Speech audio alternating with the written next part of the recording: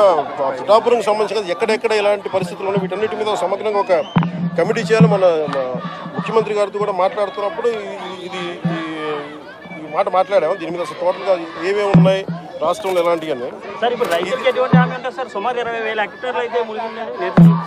ఇది మొత్తం వరదలు తగ్గిన తర్వాత దీని మీద ఒక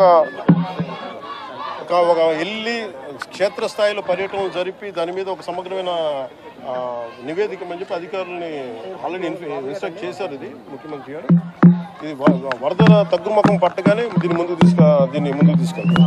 అంటే ఎంత ఇప్పుడు నష్టం కూర్చొని ఎంత అంచనా వేయలేదు. అంటే మీరు చెప్తున్న ఒక లెక్క ఉంది, లేదా ఇంకొన్ని చోట్లేమో పత్తి కొంత పోయింది, మనకి వరి పోయింది, మన పత్తి దాదాపు 90 హెక్టార్లు పోయింది. మనకి దాదాపు 21 మండలాలు ఒక మన కాకినాడ జిల్లాలో 21 మండలాలు అనుకుంటా దాదాపు 152 గ్రామాల్లో నష్టం జరిగింది. దాదాపు 8,206 మంది రైతులు నష్టపోయారు. వీటన్నిటిని చేస్తాము. అంటే మీకు యాక్షన్ కావాలా? యాక్షన్ ఫిల్మ్ అంటే ఇది మనం హైడ్రా అలాంటి తీసుకోవడానికి మేమేం నమ్ముతామంటే చాలా మనం సమాజంలో ఉన్న ఎవరైతే ఎన్క్రోచ్మెంట్ తెలిసి చేయొచ్చు తెలియక చేయొచ్చు అందరి స్టేక్ భాగస్వాములతోటి మాట్లాడి కష్ట నష్టాలు ఏమున్నాయి ఇవన్నీ తెలియజేసిన తర్వాత వాళ్ళకి నోటీస్ ఇచ్చి వాళ్ళకి పునరావాసం చాలా వరకు చేసిన తర్వాత ముందుకెళ్ళాలనేది నా వ్యక్తిగత అభిప్రాయం. దీన్ని నేను సీఎం గారి దృష్టి కూడా తీసుకున్నాను.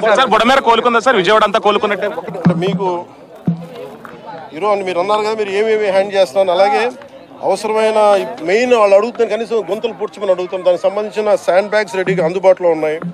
అలాగే మనకి చెట్లు పడిపోయిన వెంటనే ఎలాంటి ఏదైనా జరిగిన రంపాలు కానీ రోడ్లపైన విరిగిపోయిన పడిన చెట్లు తీసివేయడానికి దానికి సంసిద్ధంగా ఉన్నాం. అలాగే జేసీబీ లాంటి వాహనాలని సంసిద్ధంగా ఉంచాం. ముఖ్యంగా అవసరానికి మన ఫైర్ యాక్సిడెంట్స్ ఏమైనా ఉంటే దానికి సంబంధించిన సంబంధించి ఫైర్ యాక్సిడెంట్ వెహికల్స్, అలాగే 42 మంది గజెత్తుగాళ్ళని రెడీగా చేసాం ఇన్ కేస్ ఏదైనా ఎమర్జెన్సీస్ ఉంటాయి. అలాగే primary health care, community health care వీటికి సంబంధించిన సంసిద్ధంగా చేసాం. అలాగే గవర్నమెంట్ జనరల్ హాస్పిటల్లో కూడా డాక్టర్స్ని 24/7 అందుబాటులో ఉంచమని వారికి ఇన్స్ట్రక్షన్స్ ఇవ్వడం జరిగింది. అలాగే ముఖ్యంగా గర్భిణీ స్త్రీలు కానీ బాలింతలు కానీ ఎవరున్నా కానీ వాళ్ళని సురక్షిత ప్రాంతాలు తరలించే బాధ్యత కలెక్టర్ గారు దాన్ని పర్యవేక్షిస్తూ ఉన్నారు. ఇది అక్కడ మనకి మన తీవ్రతను బట్టి మనకి అక్కడ మన ఏమంటుందని తుఫాన్ తీవ్రతను బట్టి ఉంటుంది. ఐ థింక్ అది వీకెన్ అయింది కాబట్టి ఇబ్బంది లేదని అనుకుంటున్నాను. వ్యక్తిగతంగా జరగకూడదు, ప్రకృతిని శాంతించమని నేను కోరుకుంటున్నాను. ఇది మళ్ళీ వెళ్ళి నాకు మన పంచాయతీలకి నిధులు ఇవ్వాలి కదా, సో దానికి సంబంధించిన పని ఉంది. అది వెళ్ళి చేసుకొని మళ్ళీ వచ్చి ఎప్పటికప్పుడు సమీక్ష నిర్వహిస్తా ఉన్నాను టెలిఫోన్స్ ద్వారా. లేదండి నేను ఒకసారి ఈ పంచాయతీలు మనం చెప్పాం కదా దానికి సంబంధించిన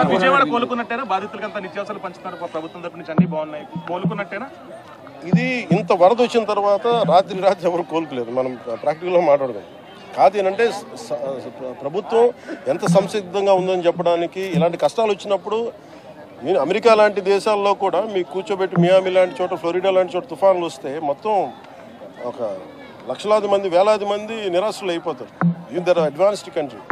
అలాంటిది మనకి నేను అడిగేది మేము ప్రభుత్వం తరపు నుంచి లేదంటే అధికారుల తరపు నుంచి సంసిద్ధంగా ఉన్నాం. అలాగే మేము కోరుకుంటుంది కూడా ప్రతి ఒక్కరు కూడా దీన్ని బాధ్యత తీసుకోవాలని, అలాగే వైసీపీ నాయకులకు కూడా విమర్శల కంటే కూడా మీరు వచ్చి ఆ రంగంలో దూకాలని నేను కోరుకుంటున్నాను. అంటే కుట్రకోణం ఏదో ఉందంటున్నారు, బోట్లు రావడం కృష్ణానదికి కుట్రకోణం ఏదో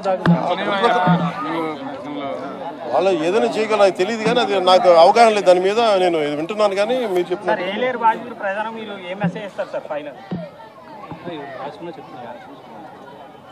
ఇది టోటల్గా మనం ఏమేం చేయబోతున్నాం అనేది. ఇది మెమరీ టెస్ట్ కాదు కదా బేసిక్గా.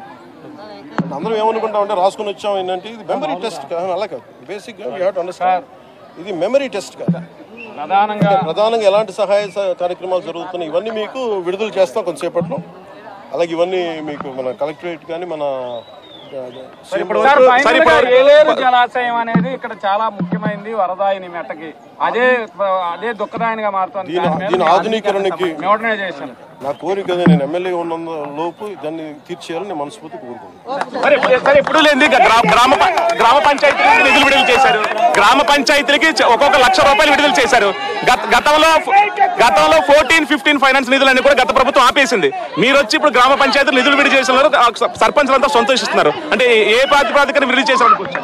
ఏది ఎవరు ఏది ఏ నిధులు నేను ఇచ్చిన వరద బాధితులకు సంబంధించి వరద బాధితులు గత ప్రభుత్వం చేయలేదండి ఇలాంటి పనులు కానీ 14-15 నిధులు ఆపేయడం. వాళ్ళు ఇవ్వాల్సిన నిధులే ఇవ్వలేదు. జేబులోంచి డబ్బులు నిధులు ఇవ్వడం కాదు, వాళ్ళు ఇవ్వాల్సిన నిధులే ఇవ్వలేదు.